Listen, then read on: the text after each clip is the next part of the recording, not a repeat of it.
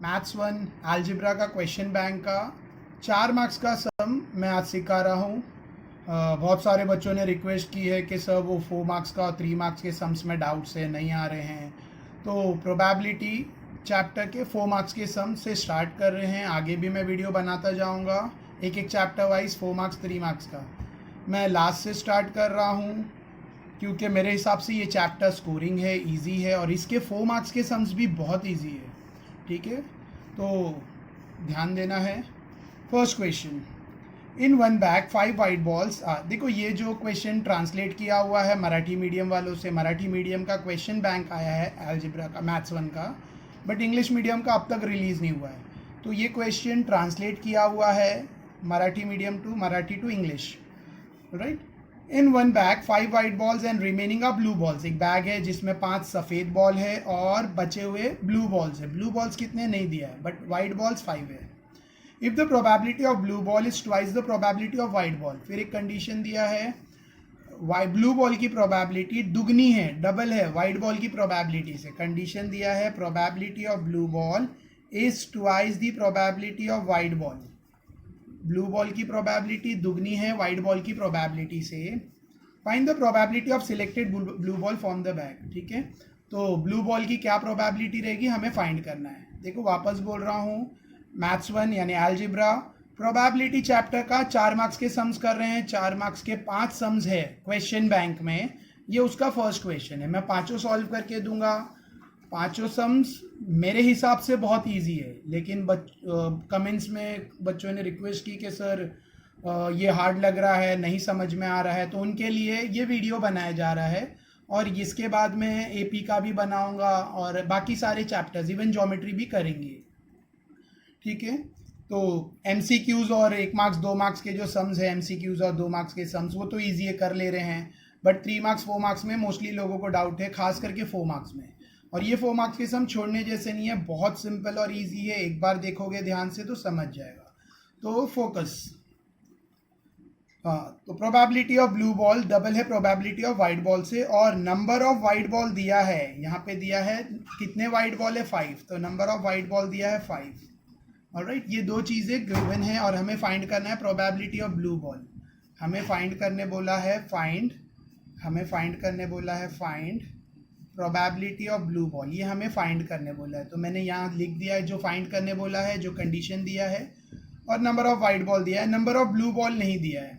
Alright, अच्छा, एक general चीज़ हमेशा याद रखना है, टोटल प्रोबेबिलिटी हमेशा 1 होती है। The total probability is always equals to 1। देखो ये टाइप के क्वेश्चन पहले भी बोर्ड में, मतलब हर साल एक क्वेश्चन आता ही है ये टाइप का प्रोबेबिलिटी से, और 4 मार्क्स में ही आता है। तो ये टाइप के क्वेश्चन बैंक में 3 क्वेश्चन है।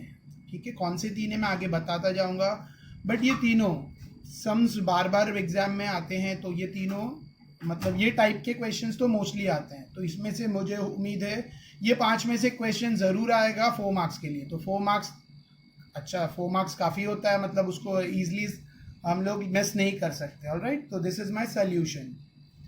तो ये सब कंडीशन दिया है, फाइंड प्रोबेबिलिटी ऑफ बी का है, और नंबर ऑफ वाइट बॉल दिया है। Probability of blue ball double है प्रोबेबिलिटी ऑफ वाइट बॉल से। Alright, so let's start. देखो मैंने अभी बताया टोटल प्रोबेबिलिटी हमेशा कितना रहता है 1, यानी probability of blue ball plus probability of white ball equals to 1। Total probability is always equals to 1। तो probability of blue ball plus probability of white ball equals to 1। Alright, now probability of blue ball यहाँ पे given में देख सकते हैं, probability of blue ball double है probability of white ball से। तो P of B is twice of P of W. तो मैं पी ऑफ बी की जगह ये सब्स्टिट्यूट कर रहा हूँ। Alright, so P of B की जगह twice probability of white ball plus probability of white ball equals to 1। क्या किया मैंने, ये जो गिवन दिया है इसको इक्वेशन 1 ले लेते हैं ताकि अच्छे से याद रहे। इसको मैंने यहाँ सब्स्टिट्यूट किया, probability of blue ball twice probability of white ball. तो प्रोबेबिलिटी ऑफ ब्लू बॉल की जगह twice probability of white ball लिखा। ठीक है, और ये एज इट इज़ कहाँ से लिखा है ये, फ्रॉम 1। इसका रीज़न भी दे देते हैं, यहाँ पे हमने इसको इक्वेशन 1 डाला और इसका रीज़न दिया है। P of B double P of W है, तो पी ऑफ बी की जगह 2 पी ऑफ डब्ल्यू डाला है। ठीक है, so 2p of w plus 1p of w कितना होता है? 3p of w. Twice probability of white ball plus once probability of, तो total 3 probability of white ball equals to 1. Next probability of white ball equals to 1/3. ये 3 cross होके 1 के नीचे गया तो 1/3. Alright, now probability of white ball का formula क्या है? प्रोबेबिलिटी, कोई भी टर्म का प्रोबेबिलिटी ढूंढना है तो फॉर्मूला है number of that term upon number of S. ठीक है, sample space number of S. Alright, so probability of white ball के लिए फॉर्मूला रहेगा number of white ball upon number of sample space. But यहाँ पे sample space नहीं दिया है तो वो हमें पहले ढूंढना है. देखो, प्रोबेबिलिटी ऑफ वाइट बॉल का फॉर्मूला है number of white ball upon number of sample space, but sample space नहीं दिया है. अच्छा, प्रोबेबिलिटी ऑफ वाइट बॉल मैंने जस्ट ढूंढा. How much? इट्स 1/3. देखो, ये एक तरीका है करने का, एक और मेथड है करने का. अगर आपको ये नहीं, ये सही थोड़ा सा लेंदी है बट ये नहीं करना है तो मैं हटा देता हूँ. ठीक है, प्रोबेबिलिटी ऑफ वाइट बॉल कितना है? 1/3. ठीक है, हमारे पास कंडीशन 1 है. Probability of blue ball double probability of white ball, तो वो भी कर सकते हैं. तो फ्रॉम 1 हमारे पास ये है probability of blue ball equals to twice probability of white ball. देखो, इससे भी कर सकते हैं, इससे भी कर सकते हैं. This one is more easier, तो मैं यही बता देता हूँ. ठीक है, next probability of blue ball equals to twice probability of white ball. What is probability of white ball? हमें क्या मिला? 1/3. तो हम लोग यहाँ पे पुट करेंगे 1/3. Alright, so probability of blue ball equals to 2 1 2/3. Sum is completed. इतना छोटा और सिंपल सम है. ठीक है, हम लोग इससे भी कर सकते हैं. नंबर ऑफ वाइट बॉल ढूंढेंगे, पहले नंबर ऑफ सैंपल स्पेस ढूंढेंगे, फिर प्रोबेबिलिटी ऑफ ब्लू बॉल ढूंढेंगे, तो भी वो मिल जाएगा और आंसर राइट आएगा. बट ये वाला ज़्यादा इजी दिख रहा है. ऑलराइट, क्या किया हमने? ये कंडीशन दिया है probability of blue ball double probability of white ball. ठीक है, और प्रोबेबिलिटी ऑफ ब्लू बॉल ढूंढने का है. नंबर ऑफ वाइट बॉल दिया है 5. इसका कोई यूज़ नहीं हुआ सम में, इसका कोई यूज़ नहीं हुआ सम में. Probability of blue ball plus probability of white ball equals to 1. Twice probability of blue ball plus once probability of white ball equals to 1. देखो, ये एज इट इज रखा, और प्रोबेबिलिटी ऑफ ब्लू बॉल की जगह twice probability of white ball लिया है. तो 2 + 1 3 probability of white ball equals to 1. 3 cross होके गया डिनोमिनेटर में, तो probability of white ball equals to 1/3. इसके बाद आगे करने के 2-3 मेथड है, बट ये सिंपल दिख रहा था. ये फ्रॉम 1, ये हमने लिखा है फ्रॉम 1 के हिसाब से प्रोबेबिलिटी ऑफ ब्लू बॉल जो गिवन है, ट्वाइस है प्रोबेबिलिटी ऑफ वाइट बॉल, तो 2 × 1/3, 2 1 2/3. तो by that we have find probability of blue ball. यही ढूंढना है, सम कंप्लीट. अब इतना सिंपल सम 4 मार्क्स के लिए आएगा, तो और क्या चाहिए. And question, on cover of dice 0 1 2 3 4 5 numbers are there. Dice पे 1 to 6 रहता है, जो हम लोग स्नेक लैडर लूडो खेलने में, जो लूडो खेलते हैं, या स्नेक लैडर सांप सीढ़ी खेलने में जो डाइस यूज़ करते हैं, उसमें 1 से लेके 6 तक होता है. बट यहाँ पे कहा है कि डाइस के कवर पे, यानी जो लूडो में डाइस यूज़ होती है उसके कवर में 0 to 5 तक नंबर्स है.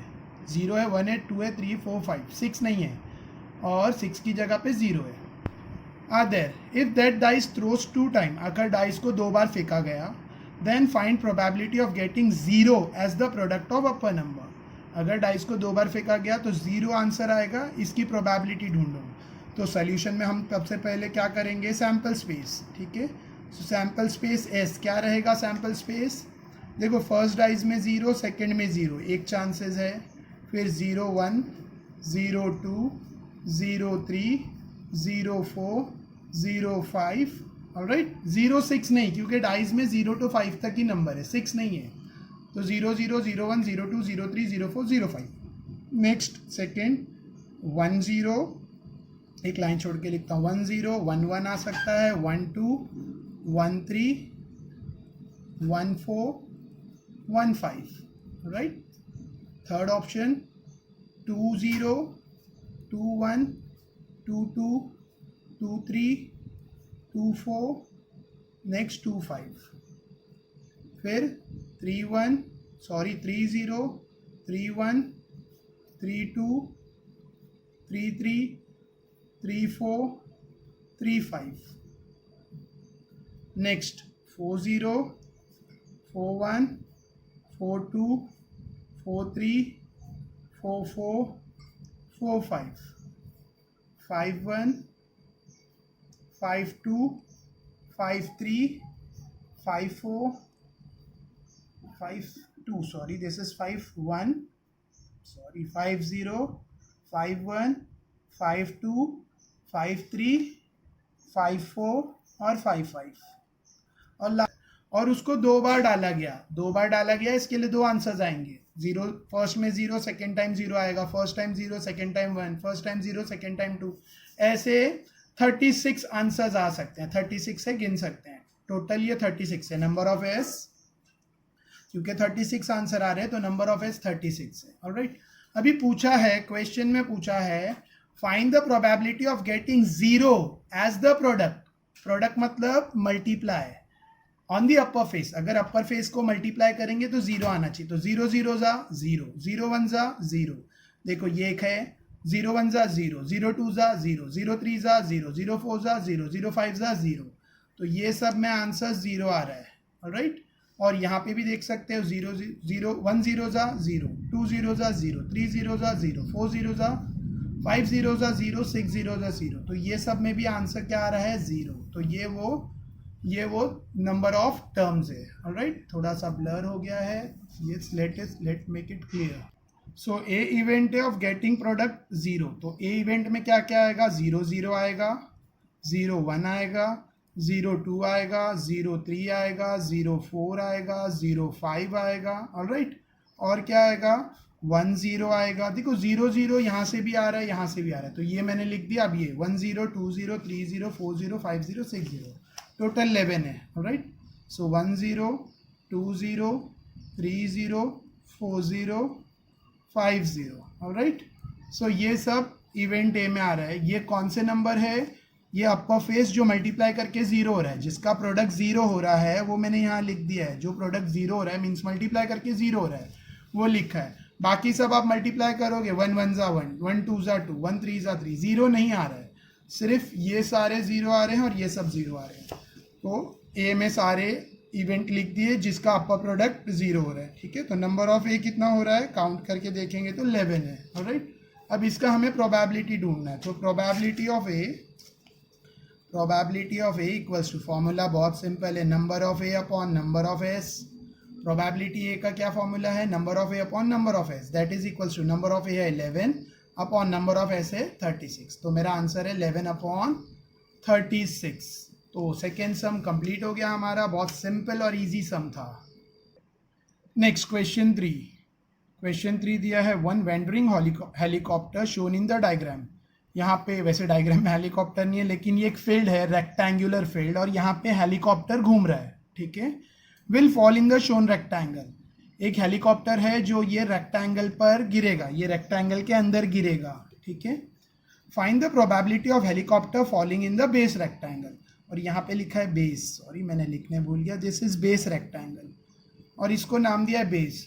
तो क्या प्रोबेबिलिटी है कि बेस रेक्टेंगल के अंदर हेलीकॉप्टर घूमेगा? एक रेक्टेंगल दिया है, लेंथ दिया है 9 मीटर, ब्रेथ दिया है 4.5 मीटर, और फिर यहाँ से लेके यहाँ तक का गैप दिया है 2 मीटर का, और ये दिया है 6 मीटर इतना। ऑलराइट, और हमें बोल रहा है बेस रेक्टेंगल में हेलीकॉप्टर गिरने की क्या प्रोबेबिलिटी है। तो पहले तो बेस रेक्टेंगल का लेंथ और ब्रेथ ढूंढना पड़ेगा। देखो पूरा 9 है और उसमें से ये 6 है, तो ये कितना बचेगा? 3। ऑलराइट, तो ये 3 मीटर है, 3 मीटर। अच्छा, ये पूरा 4.5 है, 4.5, और उसमें ये 2 मीटर है, तो ये कितना बचेगा? 2.5। ऑलराइट, बहुत इजी है समझने के लिए। पूरा 9 है और उसमें इतना 6 है, ये पूरा 9 है, उसमें ये 6 है इतना, तो इतना बचेगा 3। ये पूरा 4.5 है, उसमें इतना 2 मीटर है, तो ये कितना रहेगा? 2.5। तो बेस रेक्टेंगल का हम लोग लेंथ और ब्रेथ कैलकुलेट कर सकते हैं।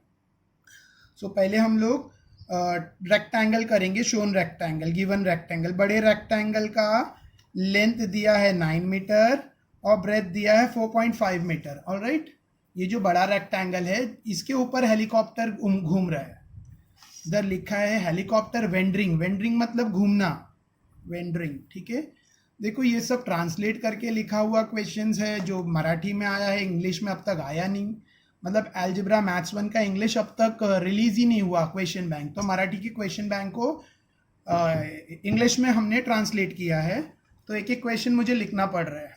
ठीक है, सो हेलीकॉप्टर यहाँ पर घूम रहा है और उसको ये रेक्टेंगल में फॉल होना है, ठीक है। अब इसमें एक रेक्टेंगल के अंदर एक रेक्टेंगल है, उसको नाम दिया गया बेस रेक्टेंगल। क्या चांसेस है, क्या प्रोबेबिलिटी है कि वो बेस रेक्टेंगल में ही गिरेगा? तो पहले पूरे रेक्टेंगल का फुल रेक्टेंगल का हम लोग लेंथ और ब्रेथ लिखे, तो फुल रेक्टेंगल का सैंपल स्पेस क्या रहेगा? एरिया। सैंपल स्पेस मतलब एरिया, ठीक है। इसका जो सैंपल स्पेस है वो एरिया है, मतलब नंबर ऑफ सैंपल स्पेस क्या रहेगा? 9 into 4.5 length into breadth. Area का फॉर्मूला है लेंथ इंटू ब्रेथ। एरिया का मतलब क्या होता है? लेंथ इंटू ब्रेथ, करेक्ट है। Area equals to length into breadth, area a length into breadth. तो 9 इंटू 4.5 ये हमारा नंबर ऑफ सैंपल स्पेस है। अच्छा, अभी हम लोग बेस रेक्टेंगल की बात कर रहे हैं। सेकेंड रेक्टेंगल है बेस रेक्टेंगल।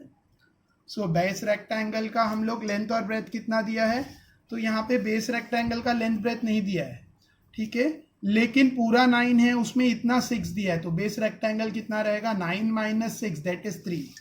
बेस रेक्टेंगल के लिए लेंथ होगा 9 minus 6 that is equals to 3 metre, alright. और बेस रेक्टेंगल का बेस कितना रहेगा? 4.5 माइनस 2। देखो 4.5 ये दिया है और ये 2 दिया है इतना, तो 4.5 में से 2 गया तो कितना बचेगा? 2.5। 4.5 minus 2 2.5 metre, alright. So base rectangle का हमें ये मिल गया, ठीक है। तो number of base rectangle, number of B लिख देता हूँ बेस रेक्टेंगल, या ए लिखता हूँ, नंबर ऑफ ए, ठीक है, या नंबर ऑफ बेस रेक्टेंगल, ठीक है, बेस लिख देता हूँ, base. Number of base rectangle क्या रहेगा? फॉर्मूला वही है लेंथ इंटू ब्रेथ, तो 3 इंटू 2.5, इसका लेंथ 3 और ब्रेथ 2.5, ठीक है। तो number of B equals to 3 into 2.5। B मतलब बेस रेक्टेंगल, बी है मेरा बेस रेक्टेंगल, यहाँ मैंने शो कर दिया, बी मीन्स बेस रेक्टेंगल, यहाँ मैंने लिख दिया बी एरो बेस रेक्टेंगल, ठीक है। तो उसका लेंथ है 3 और ब्रेथ है 4.5, ऑलराइट। नंबर ऑफ बी भी मिल गया। अब हमें प्रोबेबिलिटी ऑफ बेस रेक्टेंगल चाहिए। प्रोबेबिलिटी का फॉर्मूला है number of base upon number of sample space, alright. So number of B upon number of S, तो नंबर ऑफ बी है हमारा 3 इंटू 2.5 और हमारा नंबर ऑफ एस है 9 इंटू 4.5, राइट। सो इसका कैलकुलेशन मैं राइट पेज पे कर रहा हूँ। देखो पॉइंट निकालेंगे तो अपॉन 10 आएगा, 2.5 का 10 निकालेंगे अपॉन 10 और 4.5, तो नेक्स्ट पेज, यस, क्या है? Probability of base area equals to 3 into 25 upon 9 into 45 into 10 into 10। देखो 22.5 का पॉइंट निकाला तो अपॉन 10, 4.5 का पॉइंट निकाला ऊपर 10 है क्योंकि डिनोमिनेटर में 10 कैंसिल, 5 ज़ा 25, 5 9 ज़ा 45, 3 1 ज़ा 3, 3 3 ज़ा 9, और कुछ कैंसिल हो रहा है? नहीं, ठीक है। सो ऊपर न्यूमरेटर में 5 बचा और नीचे 9 3 ज़ा 27, तो 9/27 is my probability of base rectangle. Helicopter base rectangle में गिरेगा, उसकी प्रोबेबिलिटी क्या है? 5/27, ठीक है। सो स्टेटमेंट में लिखेंगे helicopter falling in base rectangle, मैं थोड़ा फास्ट में लिख रहा हूँ, इज 5/27, ठीक है। Probability of helicopter falling in base rectangle, मैं डिक्टेट प्रॉपर कर रहा हूँ। प्रोबेबिलिटी हेलीकॉप्टर की बेस रेक्टेंगल में गिरने की कितनी है? 5/27। Probability of helicopter falling in, statement लिखना जरूरी है, हर सम के एंड में स्टेटमेंट में आंसर लिखना जरूरी है, ठीक है। जैसे यहाँ पे भी स्टेटमेंट में आंसर लिखना चाहिए सेकेंड सम में, तो हम यहाँ पे क्या लिखेंगे? Product on the upper face is 11/36। Product on the upper face is 0, sorry, probability of 0 on the upper face, probability of product on the upper face 0 is 11/36। देखो क्वेश्चन में रहता है, ये पूरा लास्ट में स्टेटमेंट में लिखा जाएगा क्वेश्चन का लाइन।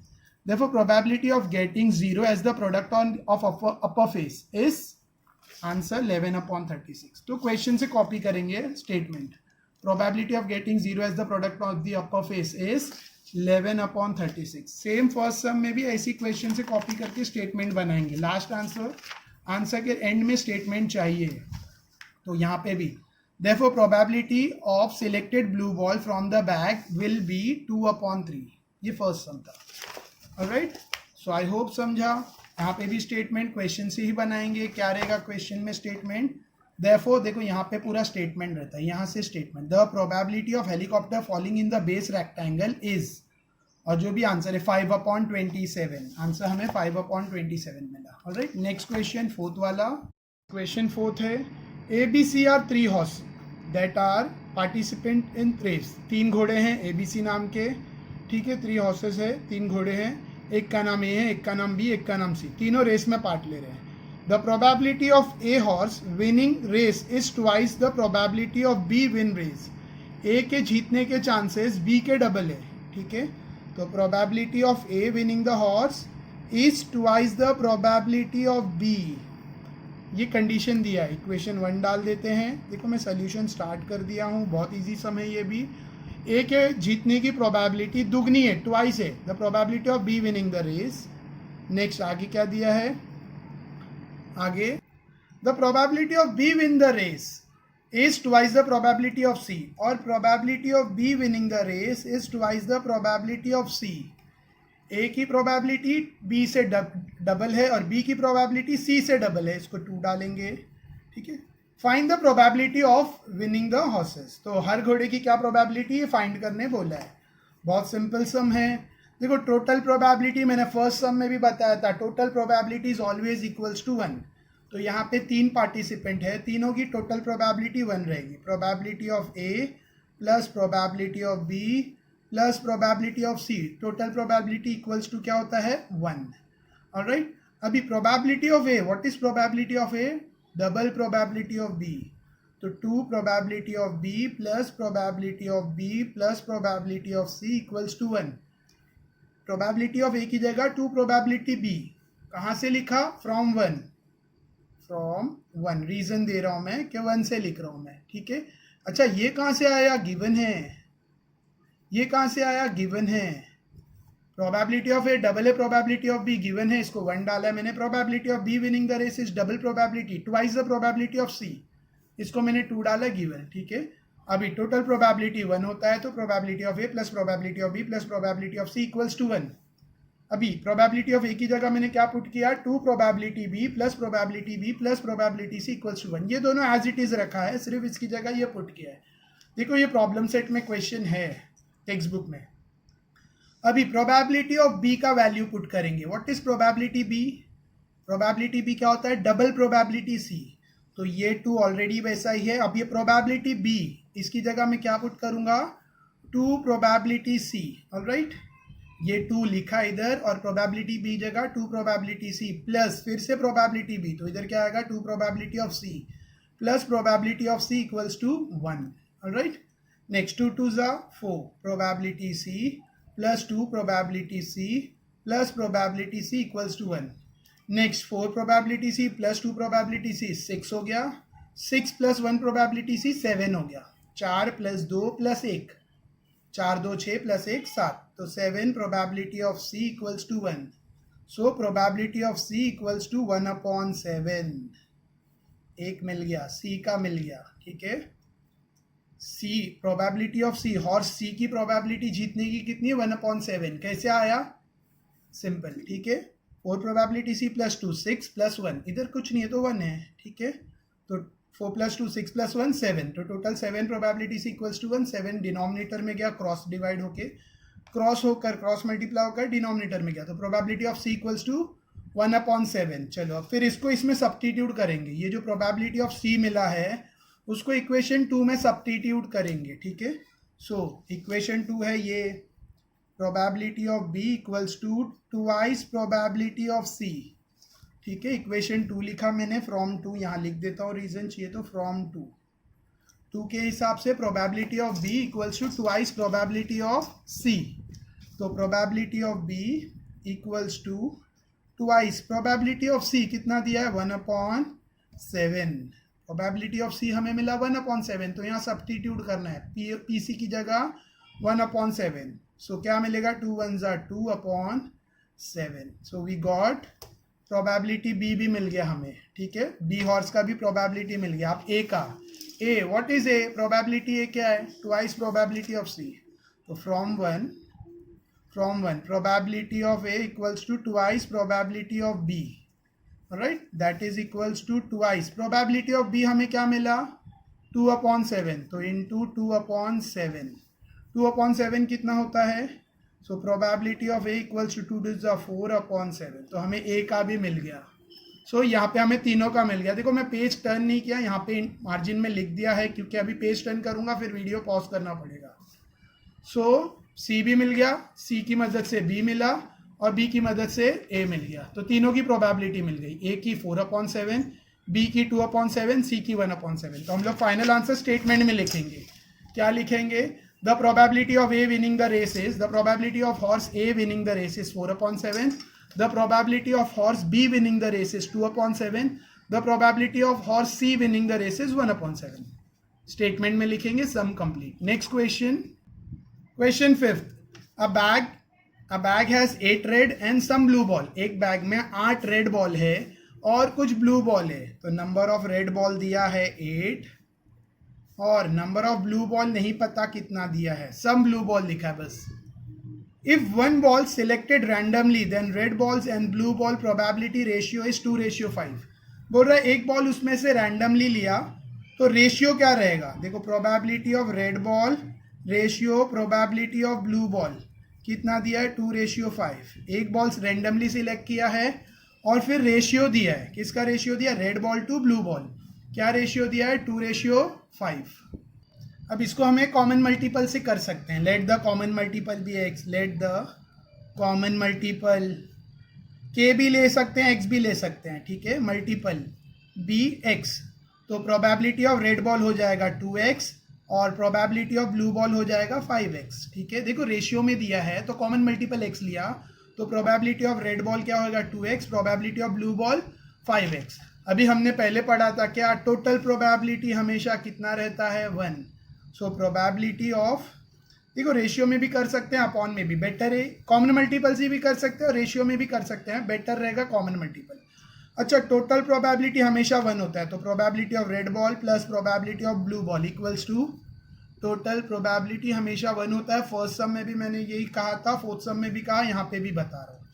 तो रेड बॉल क्या लिया हमने 2x, रेड बॉल है हमारा 2x प्लस ब्लू बॉल क्या है हमारा 5x equals to 1, 2x plus 5x 7x equals to 1, so x is equals to 1/7। हमें x का आंसर मिल गया, हमें x का आंसर मिल गया, तो हमें रेड बॉल का मिल जाएगा और ब्लू बॉल भी मिल जाएगा। तो red ball, probability of red ball का क्या दिया है 2x, ऑलराइट 2x, यानी 2 into x का वैल्यू 1/7 मिला, ठीक है, sorry, probability of red ball 2x, ठीक है, यहाँ पे हमने कॉमन मल्टीपल लिया था तो 2x x का वैल्यू मिला, हम लोग x का वैल्यू सब्स्टिट्यूट कर रहे हैं, तो 2 into 1/7 यानी 2/7, सो प्रोबेबिलिटी ऑफ रेड बॉल, अच्छा प्रोबेबिलिटी का फॉर्मूला क्या है, number of term upon number of sample space, ठीक है। अच्छा, क्वेश्चन में मैंने अभी देखा just, find the probability of blue ball, सिर्फ ब्लू बॉल की प्रोबेबिलिटी ढूंढने बोला है, तो मैंने रेड की ढूंढ लिया, यूजलेस है, ज़रूरत ही नहीं है।